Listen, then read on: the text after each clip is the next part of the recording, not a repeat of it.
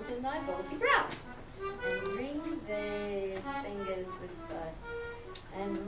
these fingers with thy household worms, and stop this gap of breath with fulsome dust.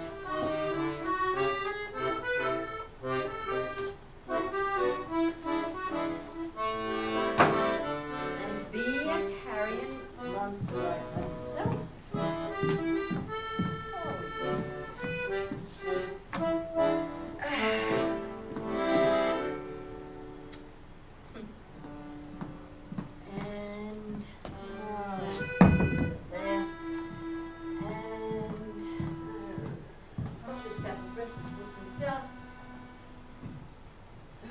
Come, grin on me, and I will think thou smilest and bust thee as thy wife. Misery's love. Oh, come to me. No, no, I will not, having breath to cry. Oh, that my tongue were in the thunder's mouth. Then with a passion would I shake the world, and rouse from sleep that fell anatomy which cannot hear a lady's feeble voice, which scorns a modern invocation. Well, it's time. I think I'll start now. I see I'll have to introduce myself. I'm so glad you've come here tonight. I do hope you enjoy this. I hope you find something here that's interesting, thought-provoking, perhaps even challenging. You might like to take notes. I see they've put out notepaper for you. That's very kind of them. Shouldn't there be somebody here to introduce me? Maybe not. Maybe I'll just do it myself. Oh, I already did, didn't I? Oh, I just caught the echo of it back there behind my ears somewhere. Right, well, this is the final lecture in the New Renaissance series, and the theme of tonight's lecture is the voice of Shakespeare. Now, let me be quite clear. From the start, when I say voice, I mean the sound that we humans make in order to express ourselves and communicate with each other. Each and every voice is quite unique because, as the Italian philosopher Adriana Cavarero has pointed out, so I love saying that, has pointed out so beautifully, each and every one of us is quite unique. We are all individual, unrepeatable, exceptional, irreplaceable. Yes, the human voice is just as distinctive as a fingerprint. Perhaps even more so. No two exactly the same. The human voice is, in fact, the sound of the human self. My voice is me, audible. Whatever I am thinking or feeling, you can, if you listen, hear me, myself. Nay, there is some comfort in the news, some comfort. Did anyone have a question? It is all right to ask questions. I promise I don't bite if you ask questions. Maybe later. Where was I? Oh, yes. Of course, we do try to conceal ourselves from each other. Well, life would be pretty unpleasant if we went about being brutally honest all the time, exposing our true selves. That's why we have Shakespeare. But I am getting a little ahead of myself now. For now, let me just say this. We cannot transcend the self. In theatre, though, we can use our voices to go some way towards a realization of the self.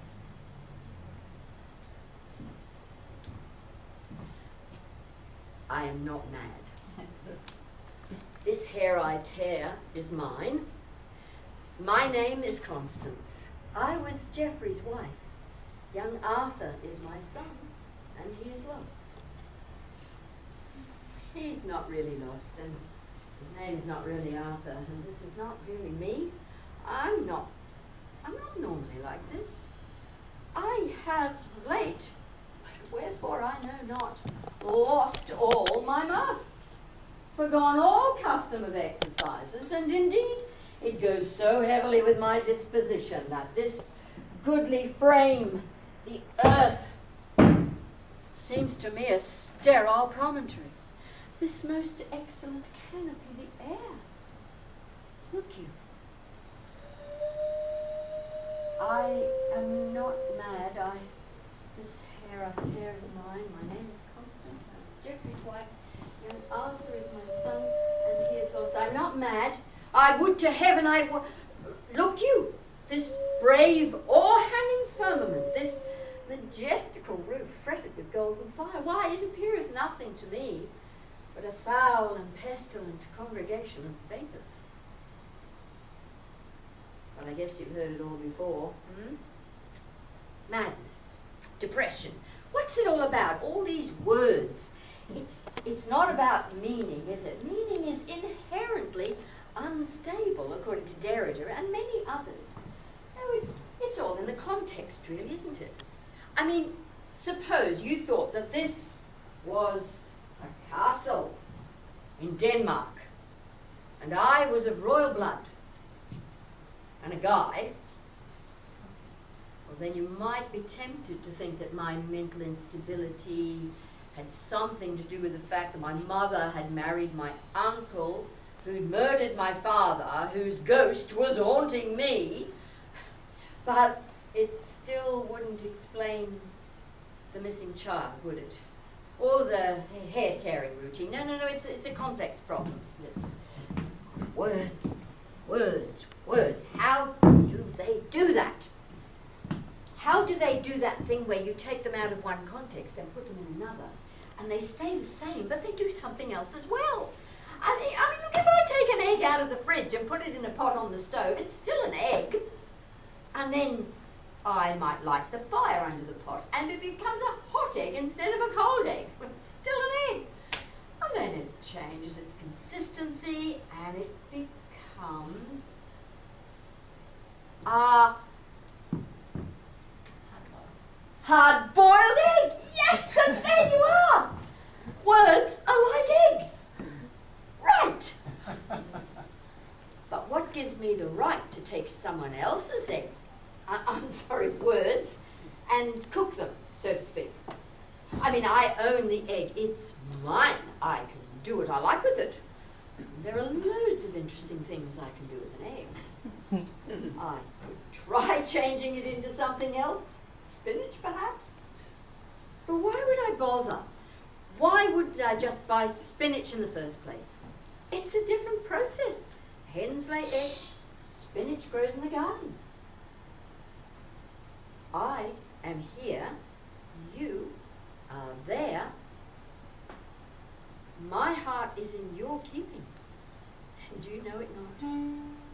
My heart with yours is sleeping, it nestles quite unnoticed, breathes with your warm breath, skips a beat when you're afraid, ticks on and on and on through the day's routine. I am obliged to you for the pacing and the racing. My heart is in your keeping, and you know it not. I'm not mad. I would to heaven I were, for then 'tis like I should forget myself. Oh, if I could, what should I forget?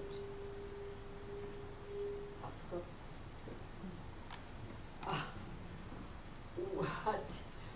What?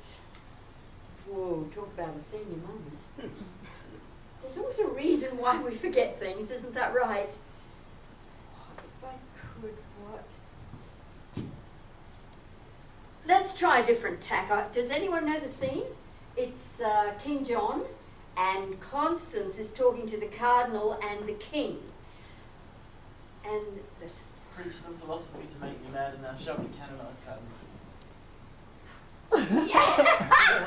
Yes, that's what she says to the Cardinal. What does he say back to her? Lady, you utter madness and not sorrow. Oh, thank you so much. So, there you have it. It's sorrow that I was trying to forget.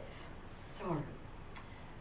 Oh, if I could, what sorrow should I forget? And yet, not quite. There's something about that that doesn't quite fit. And I know that not just because I do actually know the line. It is in my head somewhere. I just can't access it at this moment. But I know it's not quite right because it doesn't quite scan. Because, see, if I allow the iambic pulse to beat a little more strongly, oh, if I could, what sorrow should I forget? Oh, all right, to be fair, we need a trochaic inversion here. Now, does everybody know what a trochaic inversion is? You weren't, I'm sure it was lecture 2, Professor Holbrook, iambic pentameter. You didn't come to that one. Very naughty. Right, well, you've heard of iambic pentameter. You know, that's the underlying rhythm that Shakespeare uses throughout a lot of his verse drama. And it's also apparently the underlying rhythm of the English language. So, and it goes da-da, da-da, da-da, da-da, da-da. And a trochee is that reverse. So it goes da, da, da, da, etc. Okay. So, let me just try it again. Oh, if I could, what sorrow should I forget? Oh, I don't know about you, but I find something inappropriate, a banality, creeping in with the extra syllable, no matter where I place the emphasis. No, sorrow, it's close, but it doesn't quite fit. And I do know that because although I can't remember the word Shakespeare chose, I remember how it made me feel. It had more power than that. Words express how we feel, isn't that right? I'm not mad. I would to heaven I were. For then 'tis like I should forget myself. Oh, if I could, what grief should I forget? Of course. Of course. Right. I wonder if one of you would help me here. I need a cardinal. Does anyone else know the scene? Would you like to say the line? Lady, you utter madness and not sorrow. Lady, you utter madness, not sorrow. Yes. It's fun, isn't it? Taylor, would you like to say it? Lady, you offer madness, not sorrow. Whoa, yes. Would you like to say it? Lady, you offer madness and not sorrow. Oh, isn't it? It's just lovely stuff. And every voice brings something different to it, and it still means the same. Well, you've changed the line slightly, but I'll let you off. So, how about you? I'd love to hear you say it again. Lady, you utter madness and not sorrow. Lady, you utter madness and not sorrow. Yes. But could you say it again, only this time give it a little attitude. Tell me, a lady, that I utter this madness thing and not this sorrow thing. Lady, you utter madness and not sorrow. Ooh, that's telling me. Would you mind saying it again after I give you the 3-word cue, our modern invocation? Sure. Sure. Come on out, please.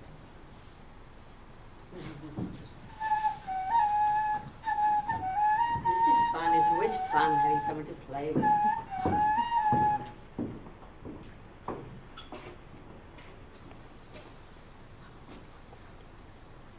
Oh, that my tongue were in the thunder's mouth. Then with a passion would I shake the world and rouse from sleep that fell anatomy which cannot hear a lady's feeble voice, which scorns a modern invocation. Lady, you utter madness and not sorrow. Thou art not wholly to belie me, so I am not mad. I'm very much afraid you are. Excuse me. Oh, I'm sorry. Please forgive me for interrupting, ladies and gentlemen, but I understood this is supposed to be lecture 4 in the New Renaissance series. Yes, it is. And the lecturer is supposed to be the eminent author and actor, Dame June Bloom. June Bloom. Yes, I knew that. Of course, it is, and I am. What's your point, young man? My point is that you're not June Bloom. Sorry? Well, she's not. Why would you say that? Thank you very much for your help. Please sit down. Thank you. I really appreciate that. It was very kind. This is outrageous. Well, it's laughable, really. I could be bounded in a nutshell and count myself king of infinite space. Were it not that I have bad dreams. Not well, that's obvious. He thinks he knows me. All's well that ends well yet, though time seems so adverse and means unfit. I'm not mad. No? No? Well, told us so often enough. The lady doth protest too much, methinks. Oh, but she'll keep her word. Oh. Have you heard the argument? Is there no offence in it? You are not the king. You do but jest. Poison and jest, but now don't worry, I'm not offended. No offence in the word. I'm sorry, but how do you know I'm not the king? Mine ear is open and my heart prepared. The worst is worldly loss thou canst unfold. Say, is my kingdom lost? My father hath a power, inquire of him, and learn to make a body of a limb. I wonder who you think I am. You don't look anything like Dame June Bloom. You don't sound anything like Dame June Bloom. I've seen all her movies. I mean, she's much taller. She's younger than you. Well, that's about the nicest compliment I've ever had. Thank you. Enough of this hilarity. Look, who are you? You seem to know your Shakespeare very well. Tell us your name. I'm a student. My name is Jerome. Who are you? Who is your father? My name is Constance. I was Geoffrey's wife. Young Arthur is my son and he is lost. No. No, he's not. His name's not Arthur. He's not lost. You said so yourself. Well, yes, but... Where is your son? No matter where. Nowhere. Indeed? No matter where, indeed. Of comfort no man speak. Let's talk of graves, of works, of epitaphs.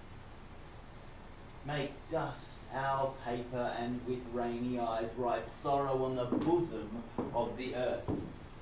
Let's choose executors and talk of wills, and yet not so. For what can we bequeath, save our deposed bodies to the ground? Our lands, our lives, and all, our Bolingbrooks, and nothing can we call our own save death, and that small model of the barren earth that serves as paste and cover to our bones. You asked what can we bequeath save our deposed bodies to the ground. Please.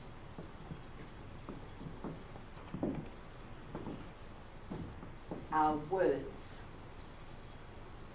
What? We can bequeath our words, by which I mean writers of plays bequeath us their words. Are you a writer? No. No, you're an actor. My father hated actors. Oh, and so he named you after Saint Jerome, the patron saint of students. Do you know Saint Jerome was a very clever man? He spent years doing the kind of close reading, fine analysis of the Bible, checking different versions, different translations, trying to nail down the meaning of words, in much the same way that Shakespeare scholars have been doing for the past 400 years. And it's a wonderful work. It's marvelous. It's amazing the things they discover. Perhaps I should say rediscover, because if they're right, they're only telling us what was already known. Yes, but wouldn't you agree? We can only understand the context in which those words are written, from the perspective of our own culture, our own times. My goodness. What are you a student of? Well, you're absolutely right, of course. What I have left behind, destroyed in honour. Your son was a writer, isn't that so? You've obviously done your homework. Are you a reporter? No. My son was a writer, like his father.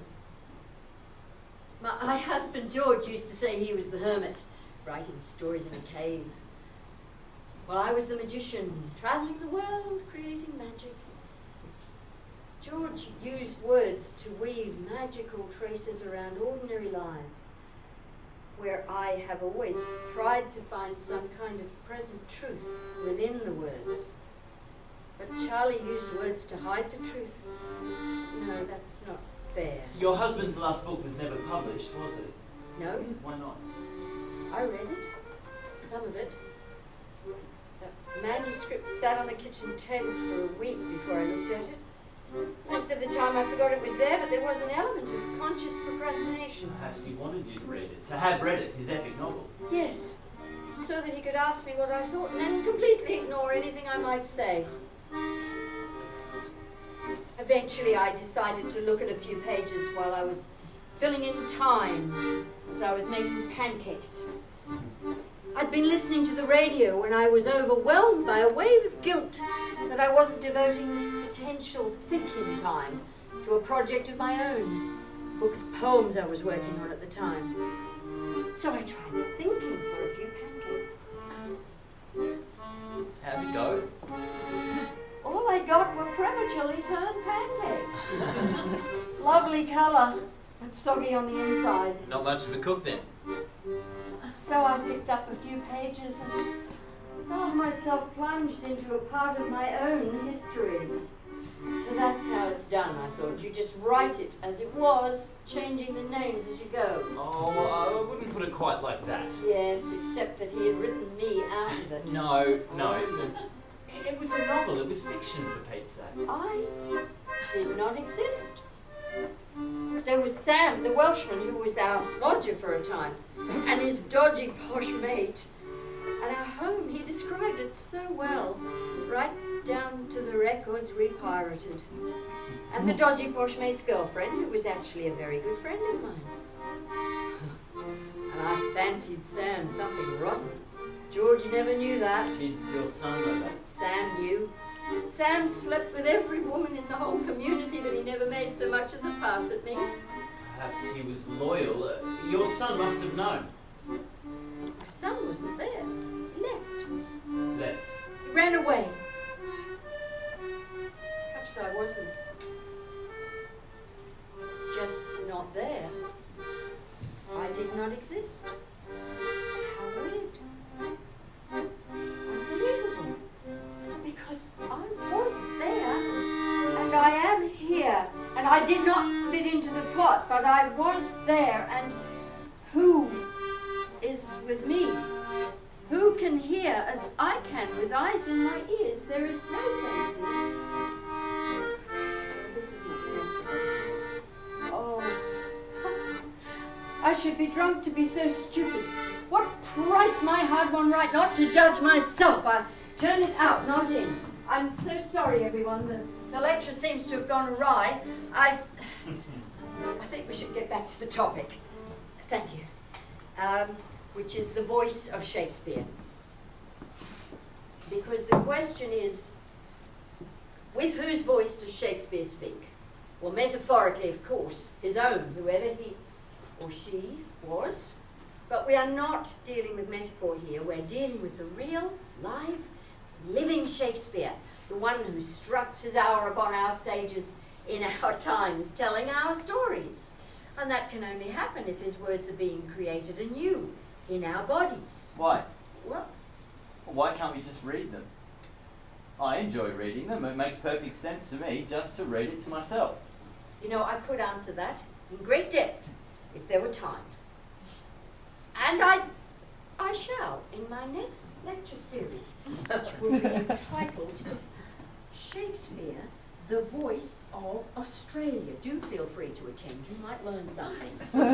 For now, could we accept that this lecture attends to the spoken word on the assumption that Shakespeare is a playwright worthy of performance? Because it seems to me if we're going to perform Shakespeare, we're going to use his words, because what else is Shakespeare? Stories? Themes? Ideas? Of course. But others have written plays based on the same stories, themes, ideas.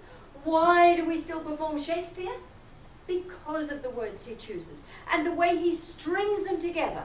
For being not mad but sensible of grief, my reasonable part produces reason how I may be delivered of these woes, and teaches me to kill or hang myself. If I were mad, I should forget my son. No, I should remember. Yes. What do you remember?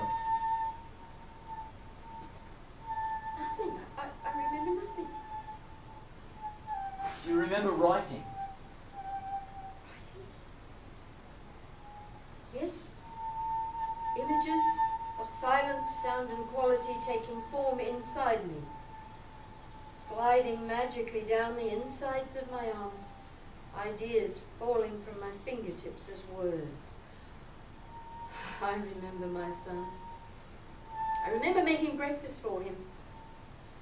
His school tie askew, his blazer imploding with next year's growth.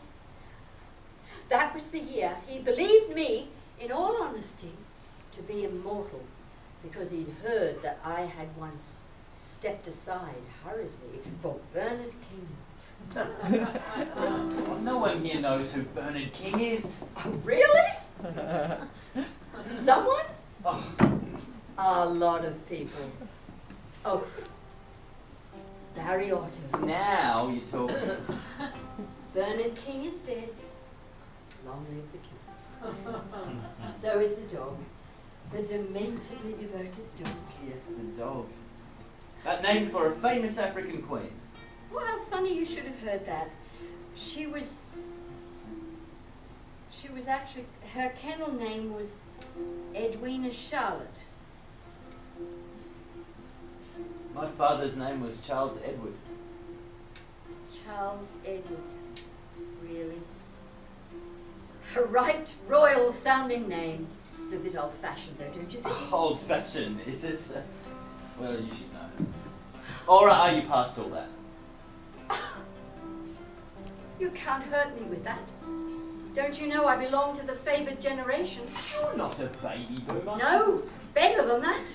When I was 12, the world was going mad for bobby socks, and teenagers were being invented. And then it was the 60s, and flower power, and US out of Vietnam demos, and I was in Grosvenor Square in 1968 with a tape recorder, interviewing draft dodgers for Radio Hanoi. And then it was the 70s, and the young went mad for punk or nostalgic for the 50s, while we 30-somethings turned in ever-decreasing circles of self-pity and self-emolument. But by 1984, we'd got it together again, with health food kicks and fitness freaks. We even made grey hair fashionable. I came home from tour one time to find Charlie and all his school friends with what, to all intents and purposes, were grey streaks in their hair. By the time I turned 50, everyone who mattered, including Jane Fonda, was there already, making it look good and sound exciting. So the world was real and you were there, you took part in it? I did, for all the world. You were married. And who would? You had a child. You must have loved your husband once. I did. I thought I did. I thought I knew what love was. Isn't that a song? I never knew what You must love have loved your was. son. Charlie, did you say? No. I don't play that game, Mr. Jerome, son of Charles Edward. I lost him. He is lost. Young Arthur is my son, and he is lost. Fare you well. Had you such a loss as I could give better comfort than you do. Oh, I will not keep this form upon my head when there is such disorder in my wit. All those years, didn't you even miss him? What have I done that thou darest wag thy tongue in noise so rude against me? Such an act that blurs the grace and blush of modesty, calls virtue hypocrite, takes off the rose from the fair forehead of an innocent love and makes a blister there, makes marriage vows as false as dice as oh, such a deed as from the body of contraction plucks the very soul, and sweet religion makes a rhapsody of words. Heaven's face doth glow. Yea, this solidity and compound mass with tristful visage as against the doom is thought sick at the act. Why would you think that? I was never unfaithful in my life. You wrote about it yourself, your own words. Mine?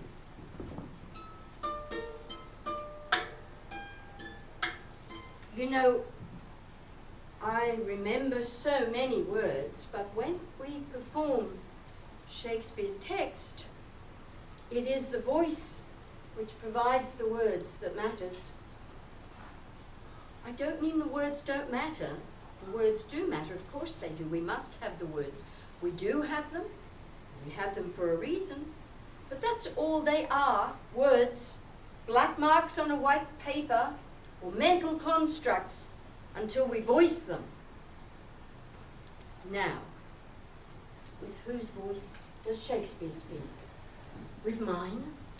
And you say you're not mad? I'm not mad, I am my voice. Where my voice is, I am. My voice lives within me. It sounds within me and without me, but never without me. It sounds before me and behind me, and where I am, my voice is. My voice, moving through time and space, becomes part of you. The space of this room bends my sound voice back to me as sound gives way to silence. Is this not madness?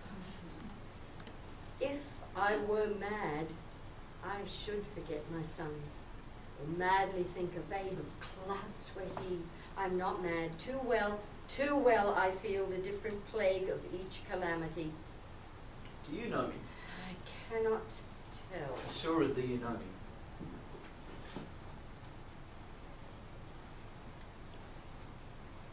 No matter, sir, what I have heard or known.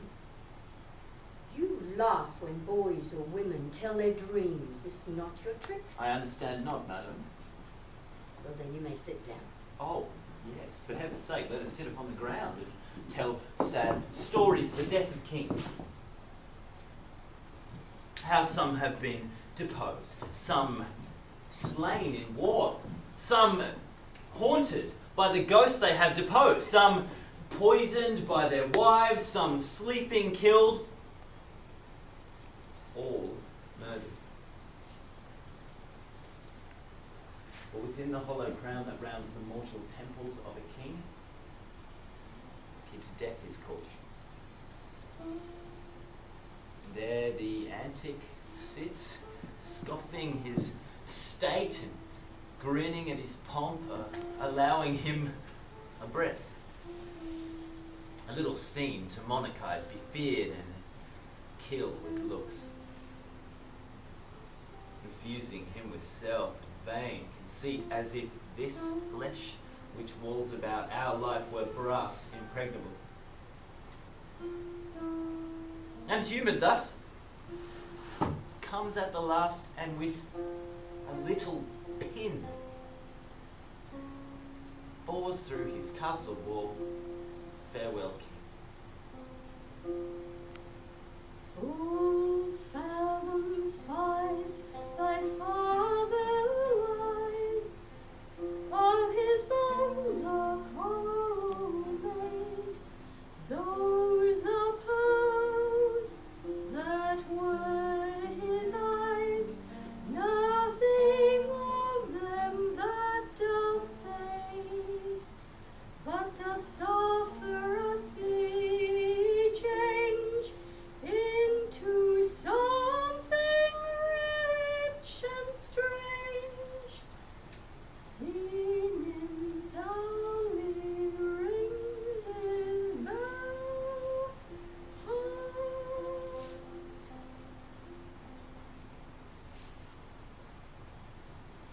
More words. Whose words are they? Are they yours? Shakespeare's words. Now, I of know course. there are Shakespeare's words, but as you are speaking, while you are speaking them, whose words are they? I'm not talking about copyright here. This is both a practical and a philosophical question. You know, a theory of voice is similar in this respect to a theory of mind. Everyone has one. Not everyone knows that they have one. You mean when I'm reciting the words? In the act of recitation? Do you trust yourself to speak what you feel, not what you ought to say? I know what I want to say right now. Yes. But you didn't say it and the moment is lost. We either speak our minds or we mind our speech. We might say we speak without thinking, but it's not possible. That said, we're not actually conscious of the words that we're going to say until they're in the act of coming out of our mouths. And if we try and second guess ourselves, we will stumble. Try it. Try it for yourself. Try saying something, I don't know what you had for breakfast or something, but you must have the conscious word that you're going to use in your mind before you say it. Say it out loud. You can stick your fingers in your ears so that you can't hear other people, and just try it and see what happens. Think the word and then say it. Wait,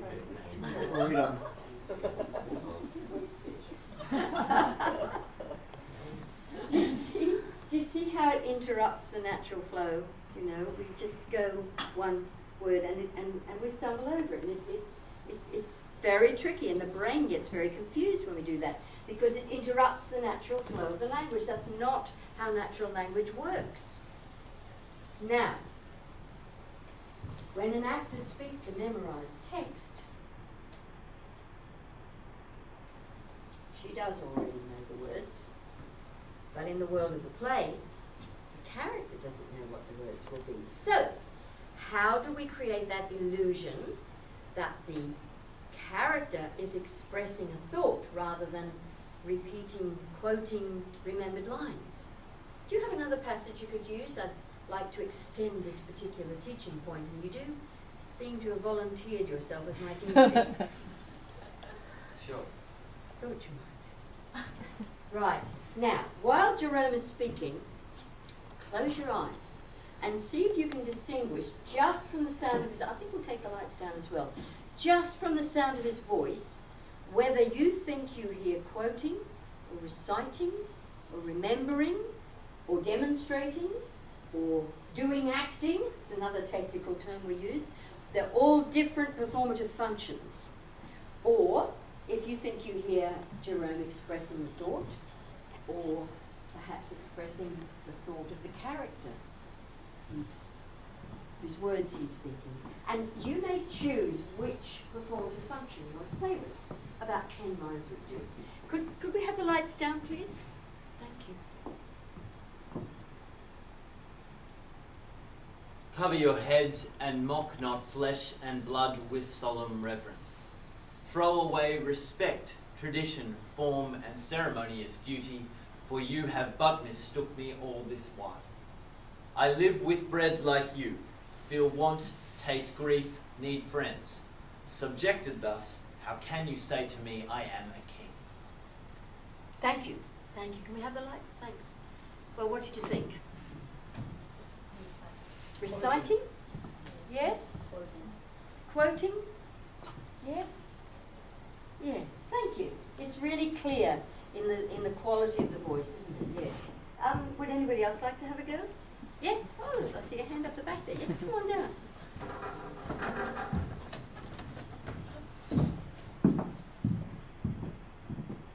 Hi, what's your name? Tom. Tom. Hi, Tom. Yes. So, just about 10 lines. Yeah? If it were done when it is done, then 'twere well it were done quickly. If the assassination could trammel up the consequence and catch with his to cease success, that but this blow may be the be-all and the end-all here. Cool. Okay. So I can't resist. Okay, yeah?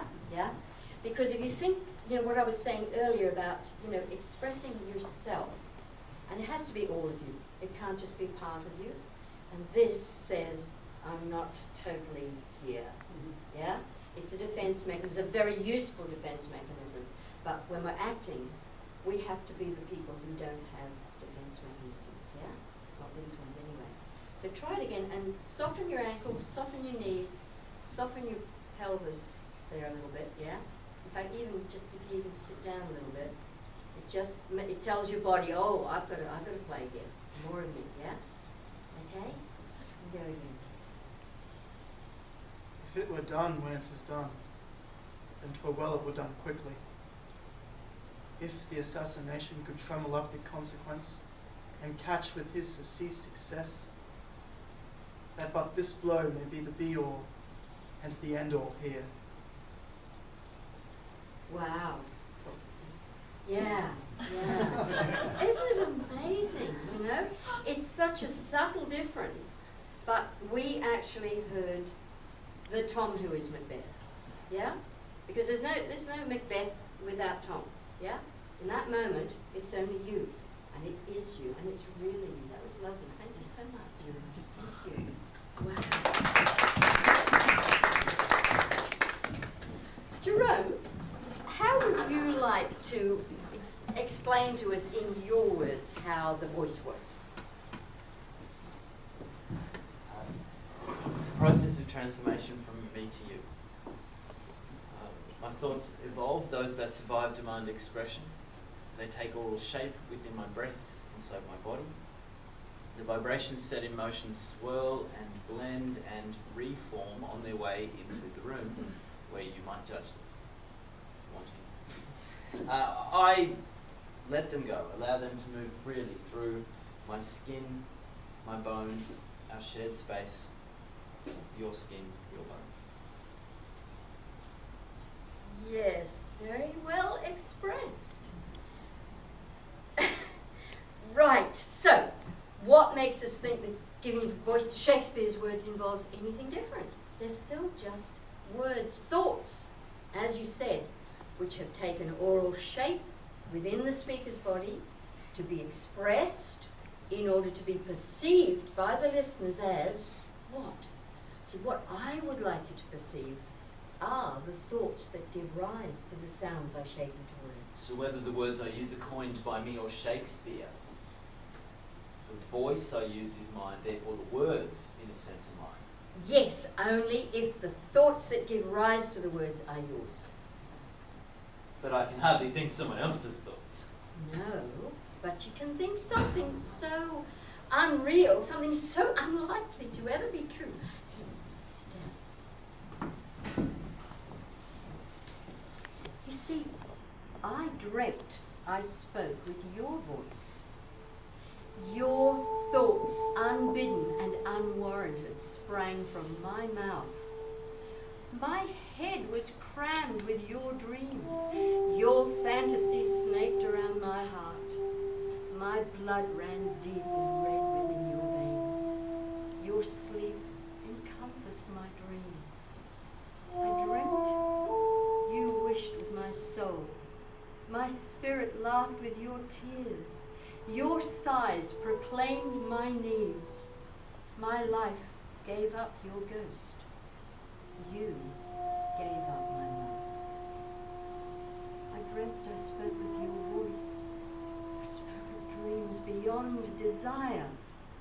Your voice inspired desire beyond inspiration. Beyond inspiration is the sound of your voice in my dream.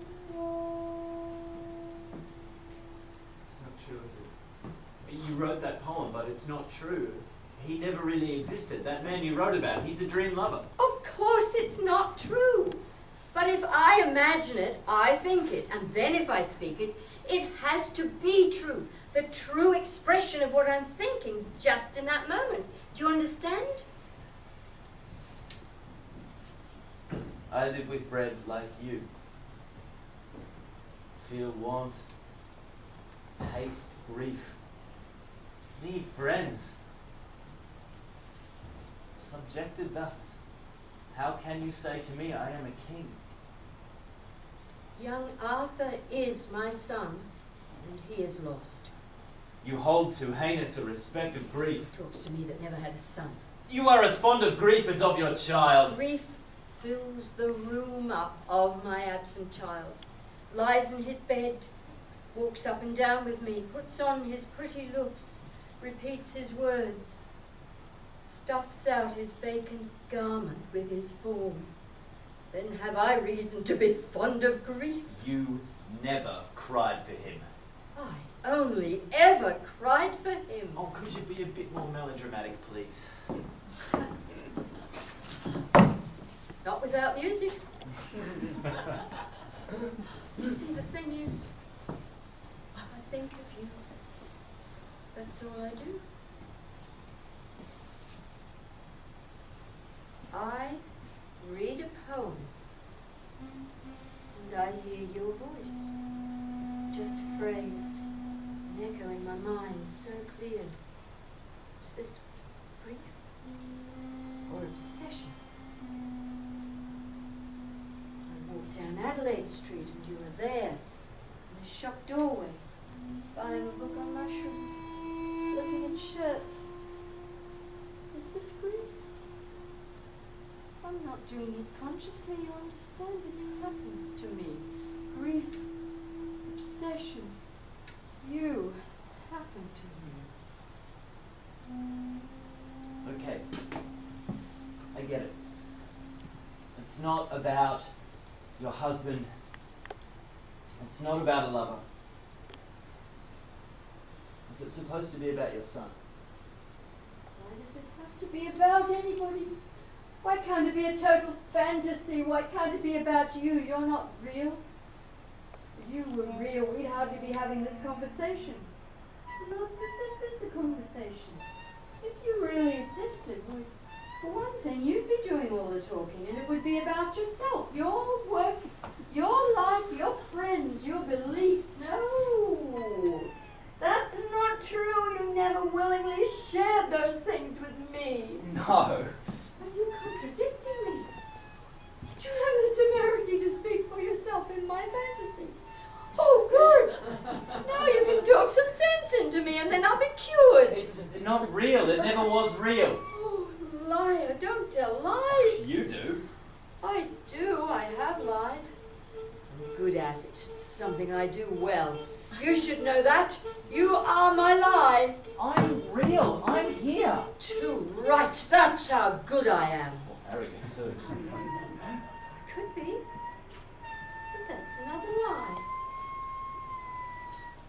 Are you trying to get rid of me? How can you say that? I'm not some voice crying in the wilderness, crying some prophecy of God-given vengeance. No, your voice is not a voice. It is a mind, a thought crying out of my head. The thought that batters the walls of my skull, gaining strength with each blow, and fed each day on a fearful, mindless fodder of words. Words require a mind in order to be spoken. What is a mind? What is speaking?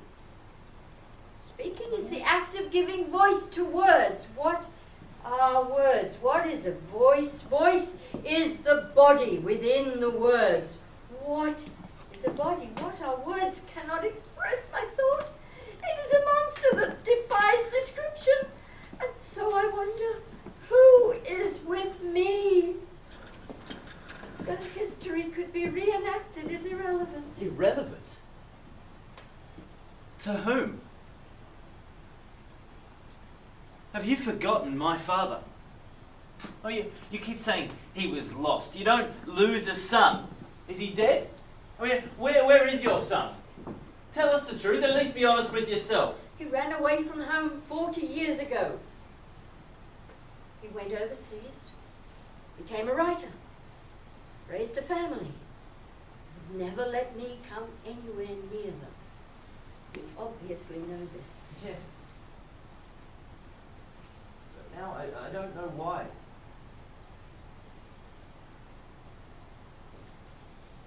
Do not forever with thy veiled lids seek for thy noble father in the dust.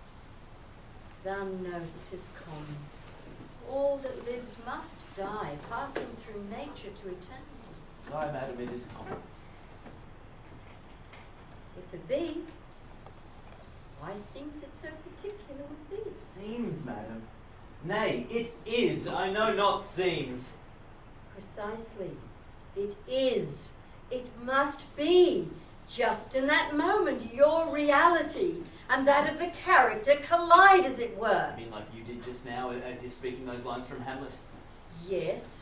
And just then, was I supposed to be your son? Just in that moment, yes. How can you do that?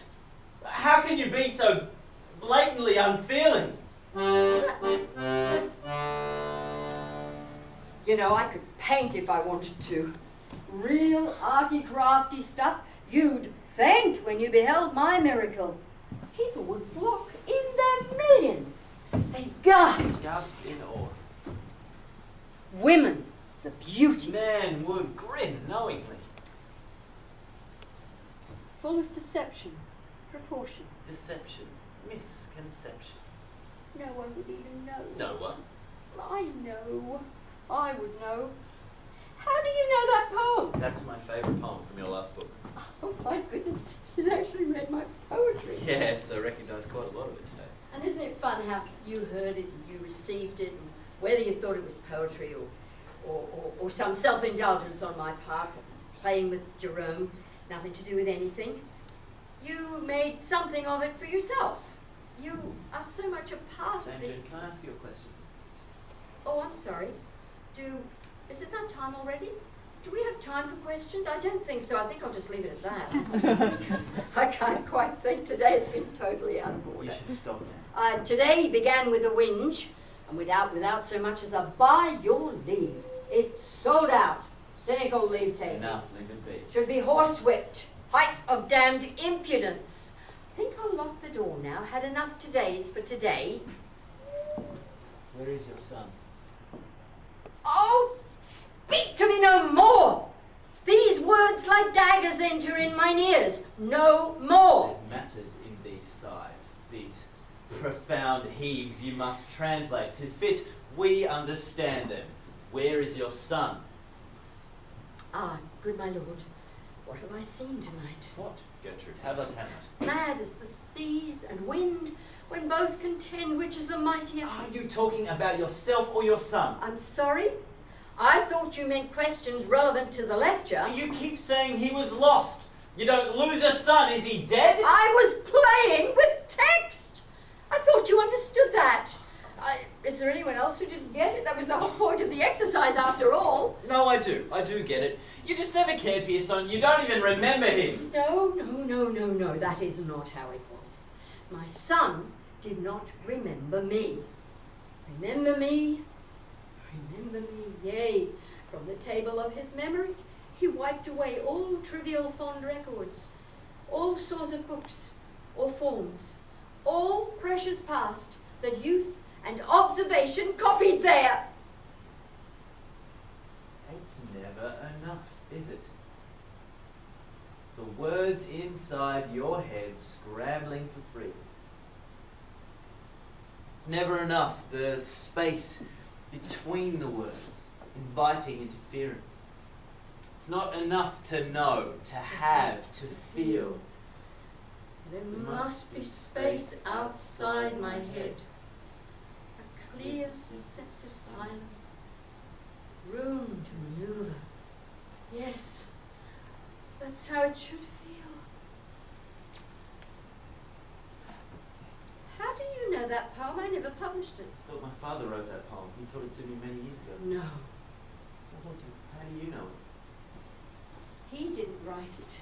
I did. So you taught it to him then? No, it was written years after he left home. Then how could he know it? Did he have access to your private papers? Of course. Of course your father had access to everything. My son could know anything he wanted to know about me. Why would I keep anything hidden from him? I wouldn't. He needed to know. He needed to know everything about me so that he could know who he was. He thought he had nothing to do with me. He thought he existed without me. But that's as silly as saying my voice exists without me. It's just not possible. I am my voice. I am here. Yes. And I am here.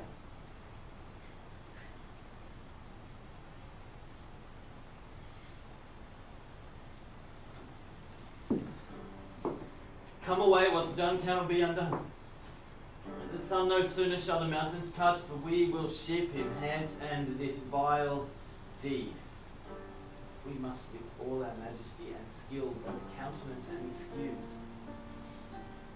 We will pass through. Green grass remembers. Hold that thought. I remember pain, never enough of me. Who cared? Wrong question. We will pass by, wrapped in rapture, making flames desire arising. Strong winds fan the memories of future flights of fantasy. We jump into the blue, new. Nothing stays the same. Not even memories. Thank you, Jerome. Thank you, Dame Jane. The king's a beggar now. Place done. All is well ended if this suit be won, that you express content, which we will pay with strife to please you, day exceeding day. Ours be your patience then, and yours our parts. Your gentle hands lend us, take our hearts. So, on your patience, evermore attending, new joy waits on you. Here our play has ended.